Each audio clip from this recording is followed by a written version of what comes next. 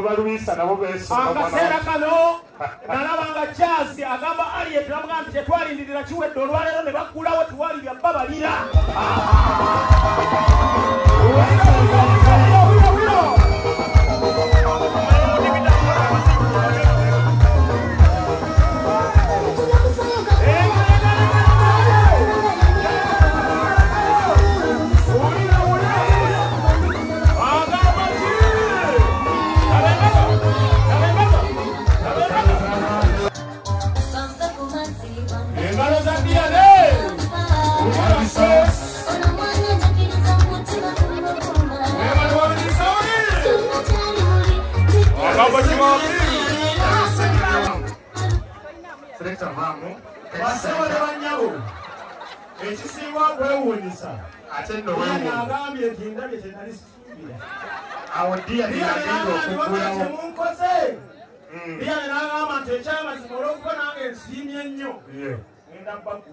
Dia ne soko bagulire muri bakwase bibyo.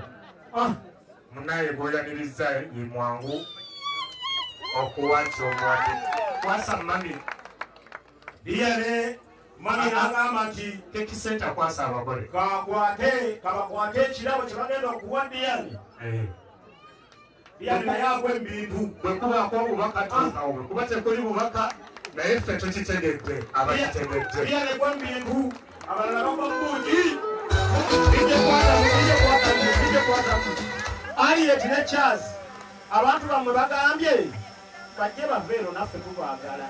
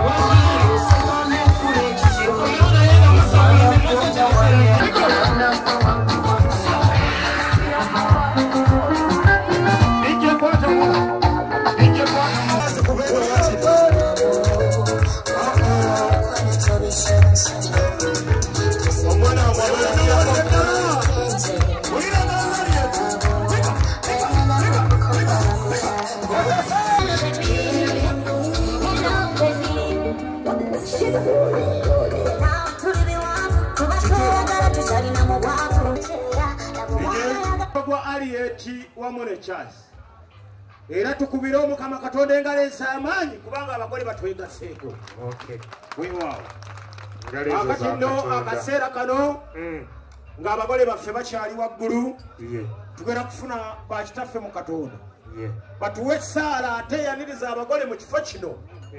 Mwana n'erya Mwoyo Mutuukirivu omukama abeere nammwe.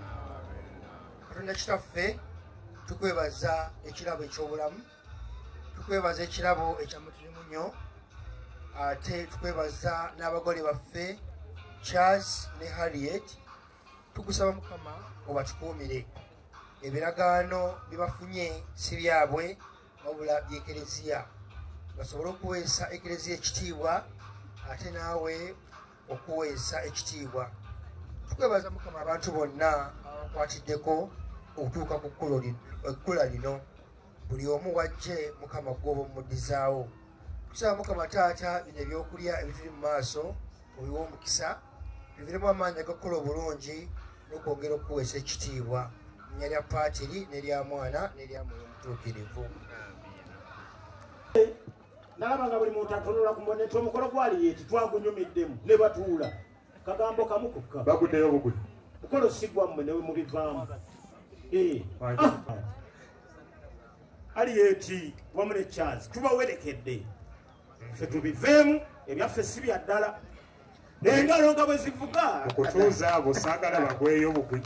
Kaakati nno akaseera kano Charles yaddira omukono gwe ogw'emmanga n'aguteeka mu kifuba kya Harriet. Mu kayimba kano selekita kitwale nti gwe batuuza. Omukono gwa Saidi yali ne gukwata ku kibegabega kya Harriet mpola Harriet ne bamuwa akayimba ng'akkirira mpola mpola mu kifo kye. Wulira engalo ezimurekera Harriet ng'atuula. Kaakati nno akaseera kano Charles ate naye n'ateekayo olugalo olwo lwa Nasu. Harriet n'alukwata Charles. Harriet ng'asika ku Charles mpola mpola.